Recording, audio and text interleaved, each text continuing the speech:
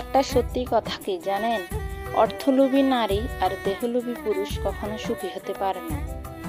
যে সমস্ত মেয়ে কিংবা নারীরা টাকার পেছনে ঘুরে তারা যদিও ক্ষণিকের জন্য সুখ ভোগ করতে পারে, কিন্তু তারা জীবনের এক সময় গিয়ে বুঝতে পারে যে টাকায় জীবনের সবকিছু নয়, কিন্তু তখন আর তারা ফিরে আসতে পারে না, খুঁজে নিতে পারে না জীবনের আসল সুখ কি।